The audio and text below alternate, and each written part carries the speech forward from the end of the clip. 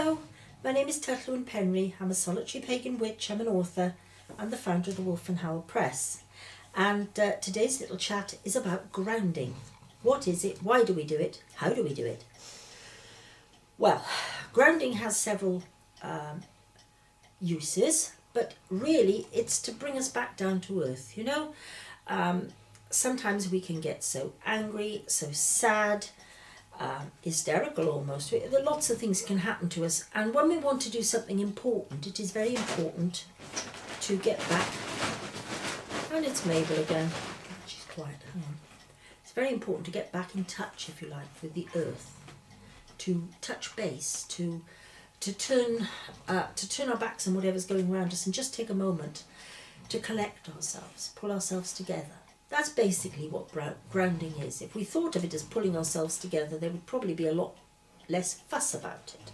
Now, that's a basic idea of what it is. And we do it often when we're going to start a ritual or a spell or anything which is spiritually significant.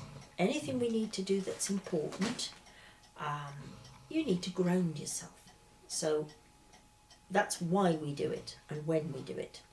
How do we do it is the next thing. Now, I have come across numerous ways of doing it. Some of them involve breathing and visualizing, so we'll start with those first.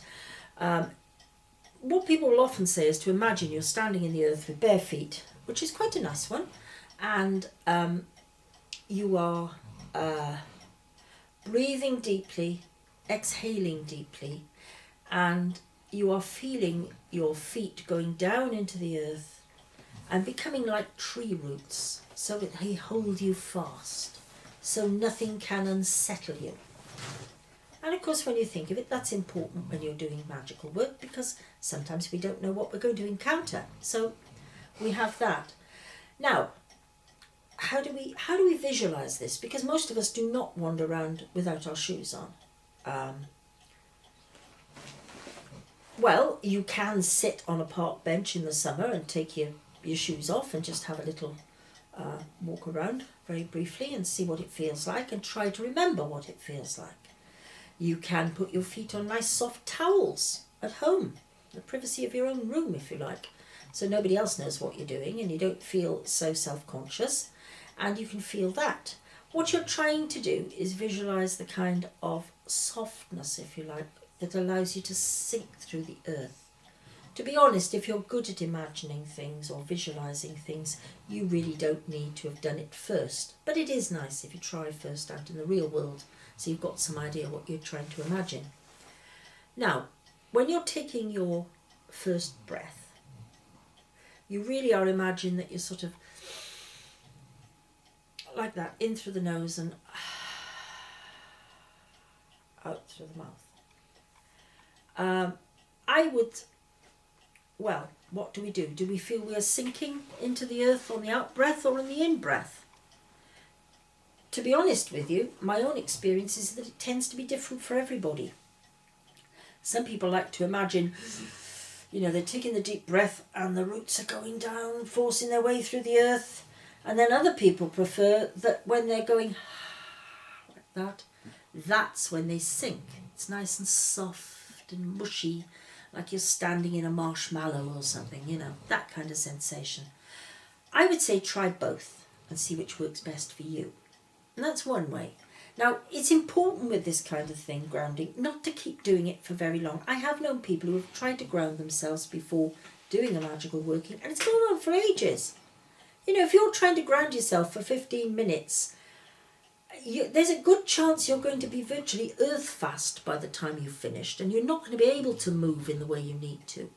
You can overdo it, in other words. So, I would suggest, even when you're beginning, 3 to 5 breaths, and leave it at that. You see, with a lot of these things, it's more what goes on in your head than anything.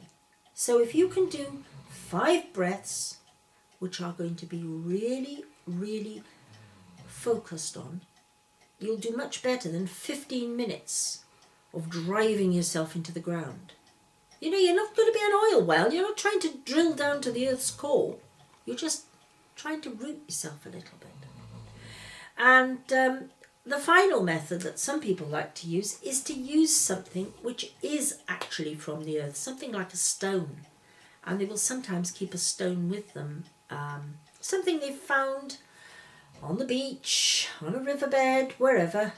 My garden's full of stones. And they literally just hold the stone in their hands and, you know, focus on that. Some gentle but focused breathing. And by focused, I mean you are really concentrating on what you're doing. So you're holding the stone in your hand and you're...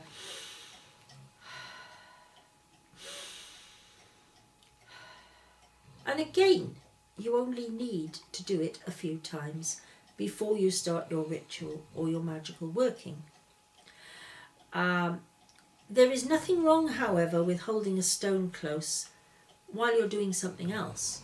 You could be doing it just to ground yourself when you've had a particularly stressful morning, say. Supposing you've had a really stressful morning and the afternoon you need a little bit of time to yourself, and you find that just holding on to the stone and not worrying about your breathing. I mean, you will occasionally because it becomes a habit, but just holding on to the stone and seeing how you feel. Just relax with it. Allow your tenseness, your stress to flow off into it and go into the stone. And that should do the trick. It really should. And that's really all there is to grounding. You will find lots and lots of other ways, but it doesn't matter. Experiment. Don't be afraid to experiment. You know roughly what it is, roughly how it's done, several little methods that you can try, and then just do it at that and leave it. Because honestly, that's all you need. You don't need more than that. And that's Homer stretching. And the fridge is switching itself back on. Oh dear. There we go. Homer's grounding himself on his bed. So if you want to see proper grounding, look at a basset hound who's determined to sleep through everything. Anyhow, that's really all there is to it. So thank you very much for listening, and I hope you enjoyed it. Goodbye.